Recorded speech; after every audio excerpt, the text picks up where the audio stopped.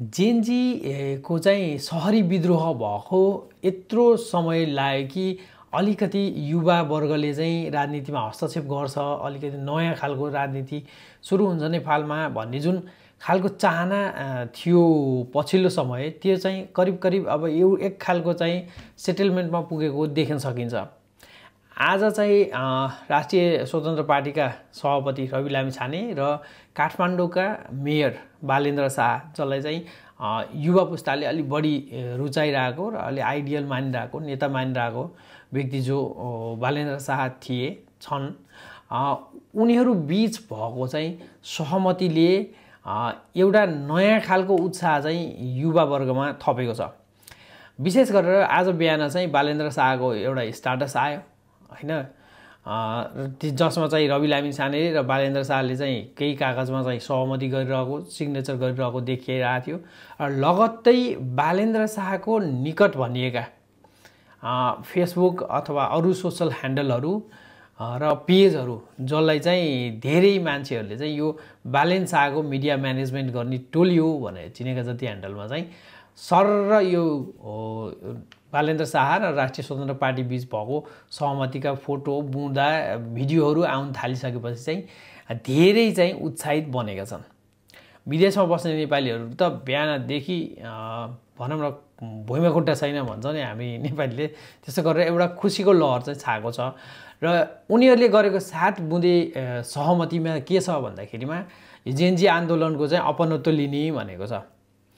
अनि त्यसपछि समुन्नति न्यायपूर्ण चाहिँ राष्ट्रिय उद्देश्यको लागि लड्ने अथवा त्यसको लागि चाहिँ समर्पित भएर लाग्ने भन्ने त छँदै भइहाल्यो दोस्रो मुद्दामा।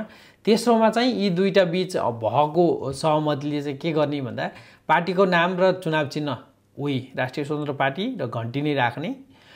र चौथोमा चाहिँ अब पार्टीको सभापति चाहिँ रवि लामिछाने रहने, तर अब हुन लागेको प्रतिनिधि सभाको चुनाव जुन फागुनमा हुँदैछ त्यसमा चाहिँ भावी प्रधानमन्त्रीको रूपमा चाहिँ बालेन्द्र शाहलाई अगाडि बढाउने भन्ने छ। त्यसपछि अब यो पार्टीको एकता भइसकेपछि संरचना, यो संगठनको संरचनालाई सक्षम फराकिलो बनाउने, अनि त्यसपछि यो राष्ट्रिय स्वतन्त्र पार्टी सम्बन्धी चाहिँ दस्तावेजहरू निर्वाचन आयोगमा अद्यावधिक गर्ने, पार्टीको चाहिँ एउटा नेतृत्व सिद्धान्त र चुनावी चाहिँ चिन्हमा चाहिँ गोलबद्ध हुने भन्ने अरू त अब औपचारिक कुराहरू भयो। यसको मुख्य आउटकम भनेको के भयो भन्दाखेरिमा पार्टी चाहिँ रवि लामिछानेको नेतृत्वमा रहने र चुनाव भइसकेपछि यदि अब यो चाहिँ भन्दाखेरि चुनावमा बालेन्द्र शाहलाई चाहिँ अबको प्रधानमन्त्री बालेन्द्र शाह भनेर अगाडि जाने भन्ने छ। तर के भन्दा त्यसको लागि पनि त अब चुनावमा त बहुमत ल्याउनु पर्यो, पार्टीले चाहिँ सरकार गठन गर्न सक्ने स्थिति हुनु पर्यो हैन। त्यो स्थिति बनाउनको लागि चाहिँ लाग्ने भन्ने छ।